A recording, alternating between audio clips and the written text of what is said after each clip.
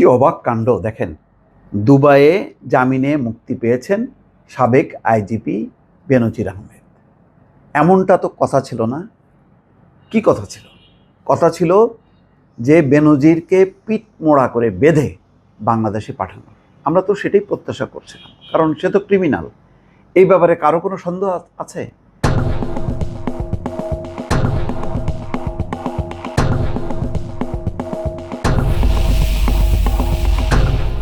বাংলাদেশে যে পরিমাণ লুটপাট, দুর্নীতি এবং গণহত্যা এক বেনজিরের মাধ্যমে সংঘটিত হয়েছে, এটা নজিরবিহীন ঘটনা। এইরকম একটা ক্রিমিনাল দুবাইতে ধরা পড়ার পর আমরা সবাই ভাবলাম যে এইবার খবর আছে বেনজিরের।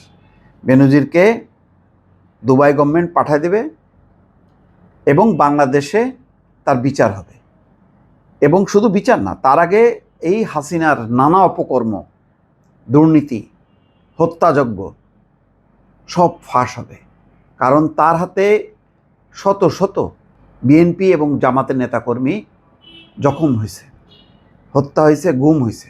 বহু ঘটনার সাক্ষী হচ্ছে এই বেনজির, যার নির্দেশে বাস্তবায়ন করছে, শেখ হাসিনার নির্দেশে বাস্তবায়ন করছে।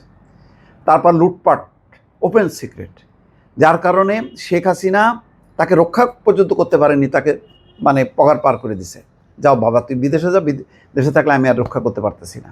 কারণ কি রিসোর্ট, সাফেনা রিসোর্ট না কি জানি একটা গোপালগঞ্জে করছে। গোপালগঞ্জে হিন্দু সংখ্যালঘু, তারপর গরিব মানুষদের জমি জমা দখল করে, সেখান থেকে শুরু করে পাহাড়ে, সেই খাগড়াছড়ি, রাঙামাটি, বান্দরবন, কোনো জায়গায় তার জমি জমা বাকি নেই। সারা বাংলাদেশে ছড়াইছে। কারণ শত শত কোটি টাকা, এই কোথায় টাকা এইটা বিনিয়োগ করবে আর কত পাচার করবে।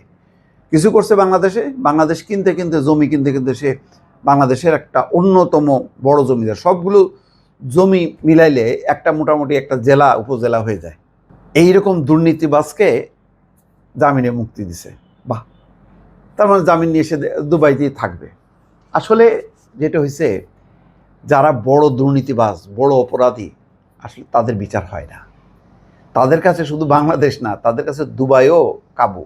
কারণ দুবাইয়ে এইরকম বেনজিরের মতন বহু রাঘববোয়াল অপরাধীরা কাড়ি কাড়ি টাকা নিয়ে সেখানে তারা বিনিয়োগ করতেছে, সেখানে নিরাপদে থাকতেছে, এবং দুবাইয়ের সরকার এই বিদেশিদের, এদের টাকায় তারা আরও সমৃদ্ধ হচ্ছে। এটাই হচ্ছে পরিণতি, যার কারণে আজকে সম্ভবত সে জামিনে মুক্তি পাইল, তাকে যেখানে প্লেনে পাঠায়। আমার নিরীহ বাংলাদেশিদেরকে দেখেন 19-20 হইলে পিঠ মোড়া দেবে দে পাঠা দিচ্ছে, আর বেনজির জামিনে মুক্তি পাইছে। কি একটা সে একটা সম্মানিত মানুষ, জামিনে তিনি মুক্তি পেয়েছেন।